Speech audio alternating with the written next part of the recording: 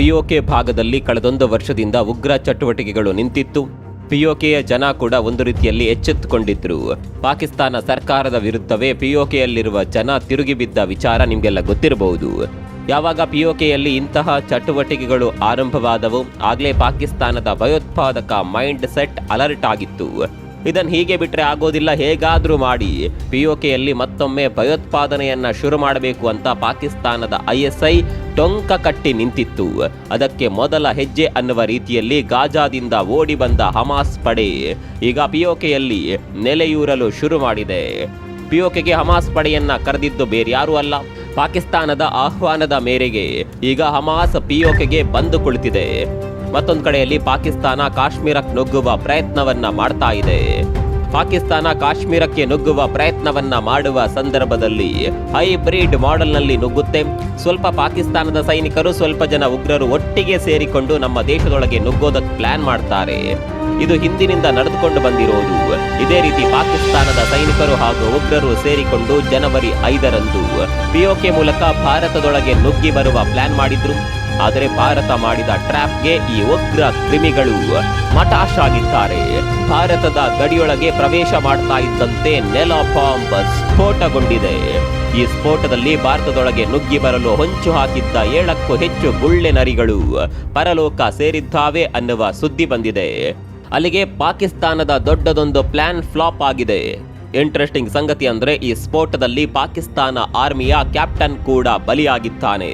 ಮತ್ತೊಂದು ಕಡೆಯಲ್ಲಿ ಪಿಒಕೆಯಲ್ಲಿ ಬಂದು ಕುಳಿತಿರುವ ಹಮಾಸ್ ಪಡೆಗೆ ಕೂಡ ನಡುಕ ಶುರುವಾಗಿದೆ. ಅಷ್ಟಕ್ಕೂ ಪಾಕಿಸ್ತಾನದ ಉಗ್ರ ಕ್ರಿಮಿಗಳು ಸ್ಫೋಟಕ್ಕೆ ಬಲಿಯಾಗಿದ್ದು ಹೇಗೆ, ಭಾರತ ಯಾವ ರೀತಿ ಭಯೋತ್ಪಾದಕರನ್ನ ಟ್ರ್ಯಾಪ್ ಮಾಡುತ್ತೆ, ಹಮಾಸ್ಗೆ ನಡುಕ ಶುರುವಾಗಿದ್ದು ಯಾಕೆ, ಎಲ್ಲವನ್ನ ಡೀಟೇಲ್ ಆಗಿ ತೋರಿಸ್ತೀವಿ ನೋಡಿ. ಉಗ್ರ ಪೋಷಕ ದೇಶ ಅನ್ನೋದು ಇಡೀ ಜಗತ್ತಿಗೆ ಗೊತ್ತಿರುವ ಸತ್ಯ. ಆ ದೇಶ ಯಾವ ರೀತಿ ತನ್ನ ಆರ್ಮಿಯನ್ನ ನೋಡುತ್ತೋ ಅದೇ ರೀತಿ ಭಯೋತ್ಪಾದಕರನ್ನ ಕೂಡ ಸಾಕುತ್ತೆ. ಆರ್ಮಿಯನ್ನ ದೇಶ ರಕ್ಷಣೆಗಾಗಿ ಬಳಸಿದ್ರೆ ಉಗ್ರರನ್ನ ಭಾರತದ ವಿರುದ್ಧ ಚೂಬಿಡುತ್ತೆ. ಅದರಲ್ಲೂ ಪಿಒಕೆಯನ್ನ ಪಾಕಿಸ್ತಾನದ ಉಗ್ರ ಕಾರ್ಖಾನೆ ಅಂದ್ರೂ ತಪ್ಪಾಗೋದಿಲ್ಲ. ಭಾರತಕ್ಕೆ ಉಗ್ರರನ್ನ ಅಟ್ಟೋದಕ್ಕೆ ಇದೊಂದು ರೀತಿ ಹೆಬ್ಬಾಗಿಲು ಇದ್ದಂತೆ. ಭಾರತಕ್ಕೆ ಪಾಕಿಸ್ತಾನದಿಂದ ಉಗ್ರರು ಬರೋದೇ ಈ ಪಿಒಕೆ ಮೂಲಕ. ಹೀಗೆ ಪಿಒಕೆ ಮೂಲಕ ಭಾರತಕ್ಕೆ ಉಗ್ರರನ್ನ ರವಾನೆ ಮಾಡುವ ಸಂದರ್ಭದಲ್ಲಿ ಪಾಕಿಸ್ತಾನದ ಸೈನಿಕರು ಕೂಡ ಅವರಿಗೆ ಗಾರ್ಡ್ನ ರೂಪದಲ್ಲಿ ಭಾರತದ ಗಡಿಯವರೆಗೆ ಬರ್ತಾರೆ. ಇದು ಹಿಂದಿನಿಂದಲೂ ಕೂಡ ನಡೆದುಕೊಂಡು ಬಂದಿರೋದು. ಇದೇ ರೀತಿ ಫೆಬ್ರವರಿ 5ರಂದು ಕೂಡ 7 ಜನರ ತಂಡ ಬಂದಿತ್ತು. ಅದರಲ್ಲಿ ಉಗ್ರರು ಕೂಡ ಇದ್ರು, ಪಾಕಿಸ್ತಾನ ಆರ್ಮಿಗೆ ಸಂಬಂಧಪಟ್ಟವರು ಕೂಡ ಇದ್ರು. ಅದರಲ್ಲೂ ಪಾಕಿಸ್ತಾನ ಸೇನೆಯ ಕ್ಯಾಪ್ಟನ್ ಕೂಡ ಈ ಗುಂಪಿನಲ್ಲಿದ್ದ. ನಾವು ಆರಂಭದಲ್ಲೇ ಹೇಳಿದಂತೆ ಭಾರತೀಯ ಸೇನೆ ಇಲ್ಲಿ ಉಗ್ರರನ್ನ ಟ್ರ್ಯಾಪ್ ಮಾಡಿತ್ತು. ಯಾವ ರೀತಿಯ ಟ್ರ್ಯಾಪ್ ಅಂತ ಕೇಳಿದ್ರೆ ಅದು ನೆಲ ಬಾಂಬ್ ಟ್ರ್ಯಾಪ್. ಸ್ನೇಹಿತರೆ, ನಿಮಗೆಲ್ಲ ಗೊತ್ತಿರುವ ಹಾಗೆ ಭಾರತ ಹಾಗೂ ಪಾಕ್ ಗಡಿಯಲ್ಲಿ ಕೆಲವು ಕಡೆ ಗಡಿ ಬೇಲಿಗಳಿವೆ, ಇನ್ನು ಕೆಲವು ಕಡೆ ಸೇನೆ ನಿಯೋಜನೆ ಇದೆ. ಇಷ್ಟೆಲ್ಲ ಇದ್ರೂ ಉಗ್ರರು ಕಳ್ಳ ದಾರಿಯಲ್ಲಿ ನುಸುಳಿಕೊಂಡು ಬರ್ತಾರೆ. ಇದನ್ನ ತಡೆಯೋದಕ್ಕಂತಾನೆ ನಮ್ಮ ಸೇನೆ ಫಸ್ಟ್ ಲೈನ್ ಡಿಫೆನ್ಸ್ ಅನ್ನ ಹೊಂದಿರುತ್ತೆ. ಈ ಫಸ್ಟ್ ಲೈನ್ ಡಿಫೆನ್ಸ್ ನಲ್ಲಿ ನೆಲ ಬಾಂಬ್ ಪ್ರಮುಖ ಪಾತ್ರ ವಹಿಸುತ್ತೆ. 2021ರಲ್ಲೇ ಭಾರತ ಈ ವಿಚಾರವಾಗಿ ಸೀರಿಯಸ್ ಆಗಿ ನಿರ್ಧಾರ ತೆಗೆದುಕೊಂಡಿತ್ತು. ಪಾಕಿಸ್ತಾನ ಹಾಗೂ ಚೀನಾ ಗಡಿಯಲ್ಲಿ ಬರೋಬ್ಬರಿ 7 ಲಕ್ಷ ನೆಲ ಬಾಂಬ್ಗಳನ್ನ ಇಡೋದಕ್ಕೆ ಭಾರತ ನಿರ್ಧಾರ ಮಾಡಿತ್ತು. ಮತ್ತೊಮ್ಮೆ ಹೇಳ್ತೀವಿ ಕೇಳಿ, ಬರೋಬ್ಬರಿ 7 ಲಕ್ಷ ನೆಲ ಬಾಂಬ್ಗಳು. ಗೊತ್ತಿರಲೇಬೇಕಾದ ಸಂಗತಿ ಅಂದ್ರೆ ಈ ನೆಲ ಬಾಂಬ್ಗಳು ಮೇಡ್ ಇನ್ ಇಂಡಿಯಾ ನೆಲ ಬಾಂಬ್ಗಳು. ಇವುಗಳನ್ನ ಭಾರತದಲ್ಲೇ ತಯಾರು ಮಾಡಲಾಗಿತ್ತು. ಭಾರತದ ಗಡಿಯೊಳಗೆ ಯಾವ ರೀತಿ ಒಳ ಪ್ರವೇಶಿಸಲು ಟ್ರೈ ಮಾಡಿದ್ರು ಈ ನೆಲ ಬಾಂಬ್ಗಳು ಬಿಡೋದಿಲ್ಲ. ಕಾಲಿಟ್ರೆ ಸಾಕು ಸುಟ್ಟು ಭಸ್ಮವಾಗ್ತಾರೆ. ಇದೇ ರೀತಿ ಫೆಬ್ರವರಿ 5ರಂದು ಕೂಡ ನೆಲ ಬಾಂಬ್ ಸ್ಫೋಟದಿಂದ ಉಗ್ರರು ಕಲ್ಲಾಸ ಆಗಿದ್ದಾರೆ. ಈ ಹಿಂದೆ ಕೂಡ ಪಾಕಿಸ್ತಾನದ ಉಗ್ರರು ನೆಲ ಬಾಂಬ್ ಟ್ರ್ಯಾಪ್ಗೆ ಬಿದ್ದಿದ್ರು. ಈ ಸಂದರ್ಭದಲ್ಲಿ ಕೂಡ ಪಾಕಿಸ್ತಾನದ ಸೈನಿಕನೊಬ್ಬ ಸಾವನ್ನಪ್ಪಿದ್ದ. ಆದರೆ ಪಾಕಿಸ್ತಾನ ಮಾತ್ರ ಆತನನ್ನ ತನ್ನ ದೇಶದ ಸೈನಿಕ ಅಂತ ಒಪ್ಪಿಕೊಳ್ಳೋದಕ್ಕೆ ರೆಡಿ ಇರಲಿಲ್ಲ. ಕಾರಣ ಇಷ್ಟೇ, ಪ್ರತಿಷ್ಠೆ. ಪಾಕಿಸ್ತಾನ ಯಾವಾಗಲೂ ಇದೇ ರೀತಿ ಮಾಡುತ್ತೆ. ತನ್ನ ದೇಶದ ಸೈನಿಕರು ಸಿಕ್ಕಿಬಿದ್ದಾಗ ಅಥವಾ ದಾಳಿಗೆ ಬಲಿಯಾದಾಗ ಅವರನ್ನೆಲ್ಲ ತಮ್ಮ ಸೈನಿಕರು ಅಂತ ಒಪ್ಪಿಕೊಳ್ಳೋದೇ ಇಲ್ಲ. ಅವರಿಗೂ ನಮಗೂ ಸಂಬಂಧವೇ ಇಲ್ಲ ಅಂದು ಬಿಡುತ್ತೆ. ಅಲ್ಲಿಗೆ ಪಾಕಿಸ್ತಾನಕ್ಕೆ ತನ್ನ ದೇಶದ ಸೈನಿಕರ ಮೇಲೆ ಎಷ್ಟು ಗೌರವ ಇದೆ ಅನ್ನೋದನ್ನ ನೀವೇ ಒಮ್ಮೆ ಊಹೆ ಮಾಡಿಕೊಳ್ಳಿ. ನಮ್ಮ ಅಭಿನಂದನ್ ಅವರನ್ನ ಪಾಕಿಸ್ತಾನ ಸೆರೆ ಹಿಡಿದಾಗ ಭಾರತ ಯಾವ ರೀತಿ ಅವರನ್ನ ಪಾಕಿಸ್ತಾನದಿಂದ ಮರಳಿ ಭಾರತಕ್ಕೆ ಕರೆತಂತು ಅನ್ನೋದನ್ನ ಜಗತ್ತು ನೋಡಿದೆ. ಇದು ಭಾರತಕ್ಕೆ ತನ್ನ ದೇಶದ ಸೈನಿಕರ ಮೇಲಿರುವ ಗೌರವ. ಪಾಕಿಸ್ತಾನ ತನ್ನ ಸೈನಿಕರನ್ನ ಯಾವ ರೀತಿ ನಡೆಸಿಕೊಳ್ಳುತ್ತೆ ನೋಡಿ. ಈಗಲೂ ಅಷ್ಟೇ ಪಾಕಿಸ್ತಾನದ ಕ್ಯಾಪ್ಟನ್ ನೆಲ ಬಾಂಬ್ ಸ್ಫೋಟಕ್ಕೆ ಬಲಿಯಾಗಿದ್ದಾನೆ. ಇದನ್ನ ಪಾಕಿಸ್ತಾನವಂತೂ ಒಪ್ಪಿಕೊಳ್ಳೋದಿಲ್ಲ. ಮೃತದೇಹವನ್ನ ಕೂಡ ತೆಗೆದುಕೊಂಡು ಹೋಗುತ್ತೆ ಅನ್ನುವ ಗ್ಯಾರಂಟಿ ಇಲ್ಲ. ಅದೇನೇ ಇರಲಿ, ಪಾಕಿಸ್ತಾನದ ಪ್ಲಾನ್ ಅಟ್ಟರ್ ಫ್ಲಾಪ್ ಆಗಿದೆ. ಏನೋ ಮಾಡೋದಕ್ಕೋದ ಪಾಕಿಸ್ತಾನ ಭಾರತದ ಟ್ರ್ಯಾಪ್ಗೆ ಬಿದ್ದಿದೆ. ಭಾರತದ ಗಡಿಯೊಳಗೆ ಅಷ್ಟು ಸುಲಭದಲ್ಲಿ ನುಗ್ಗೋದಕ್ಕೆ ಸಾಧ್ಯವಿಲ್ಲ ಅಂತ ಭಾರತ ದೊಡ್ಡ ಸಂದೇಶವನ್ನೇ ರವಾನಿಸಿದೆ. ಹೀಗೆ ಪಾಕಿಸ್ತಾನದ ದುಷ್ಟರನ್ನ ಪರಲೋಕಕ್ಕೆ ಕಳಿಸಿರುವ ಭಾರತಕ್ಕೆ ಈಗ ಮತ್ತೊಂದು ಟೆನ್ಷನ್ ಶುರುವಾಗಿದೆ. ಅದು ಹಮಾಸ್ ಉಗ್ರರ ಟೆನ್ಷನ್. ಅರೆ, ಹಮಾಸ್ ಉಗ್ರರು ಇರೋದು ಗಾಜಾ ಪಟ್ಟಿಯಲ್ಲಿ ಅಲ್ವಾ? ಎಲ್ಲಿಯ ಗಾಜಾ ಪಟ್ಟಿ, ಎಲ್ಲಿಯ ಭಾರತ?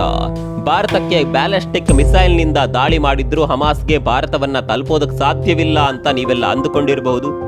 ಸ್ನೇಹಿತರೆ, ನಿಮ್ಗೆ ಗೊತ್ತಿರಲಿ, ಇಲ್ಲಿವರೆಗೆ ಗಾಜಾದಲ್ಲಿ ಆರ್ಭಟ ಮಾಡ್ತಾ ಇದ್ದ ಹಮಾಸ್ ಉಗ್ರರು ಈಗ ಭಾರತದ ಹತ್ತಿರ ಬಂದು ಬಿಟ್ಟಿದ್ದಾರೆ ಅನ್ನೋದಕ್ಕಿಂತ ಪಾಕಿಸ್ತಾನ ಅವರನ್ನ ಭಾರತದ ಹತ್ತಿರಕ್ಕೆ ಕರೆದು ನಿಲ್ಲಿಸಿದೆ. ಪಿಒಕೆಯಲ್ಲಿರುವ ಉಗ್ರ ಸಂಘಟನೆಗಳು ಗಾಜಾದ ಹಮಾಸ್ ಪಡೆಯನ್ನ ಪಿಒಕೆಗೆ ಭರ್ಜರಿಯಾಗಿಯೇ ಸ್ವಾಗತ ಮಾಡಿದೆ. ಅಂದಹಾಗೆ ಪಾಕ್ ಆಕ್ರಮಿತ ಕಾಶ್ಮೀರದ ಶಹೀದ್ ಸಬೀರ್ ಸ್ಟೇಡಿಯಂನಲ್ಲಿ ಕಾಶ್ಮೀರ ಏಕತಾ ದಿನ ಅನ್ನುವ ಕಾರ್ಯಕ್ರಮ ನಡೆದಿತ್ತು.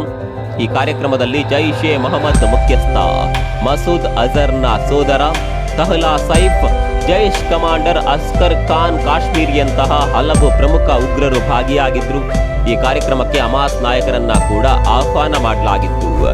ಈ ಆಹ್ವಾನದ ಮೇರೆಗೆ ಹಮಾಸ್ ಉಗ್ರರು ಪಿಒಕೆಗೆ ಬಂದಿದ್ದಾರೆ.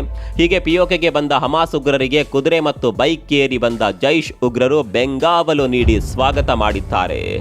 ಹಮಾಸ್ ಉಗ್ರರು ತಮ್ಮ ಧ್ವಜ ಹಿಡಿದುಕೊಂಡು ಬಂದಿರುವ ವಿಡಿಯೋಗಳು ವೈರಲ್ ಆಗಿವೆ.